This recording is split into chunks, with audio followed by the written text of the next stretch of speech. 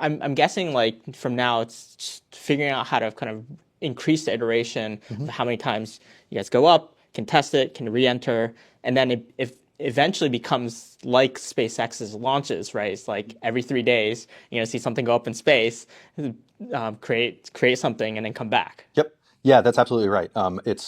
It's really about how we can get this cadence high enough up so then folks that want to formulate, process something in microgravity can just take it for granted that there's a vehicle not only going up, but pulling it all the way back down in the same way that we can rely really on the launch industry right now, SpaceX, namely, that, hey, when we want to launch, there's a path for us to get up there. If you don't have that, I mean, if you just like, don't even apply this thinking to, let's say, the space industry. If you just look at, imagine if every time you wanted to go to, I don't know, you wanted to go do some work in a facility in like Hawaii, but you're like, I don't know when the boat's going to go out. Maybe there's only 2 a year. Maybe it's full. Like, obviously, that's not a good environment to operate a business in.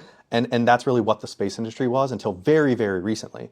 And in some ways, it still is for bringing things back down because there's this bit of a chicken and egg problem going on where, if there's not a consistent re-entry cadence, well, then I'm not going to go invest in trying to develop businesses around it. And that's kind of the unique part of Varda is that we're kind of said to ourselves, well, the way that you start to uncrack this is by doing both. You push really hard into where there have been those inspiration points from NASA and like continue that research, and that's what a lot of what our pharma team does.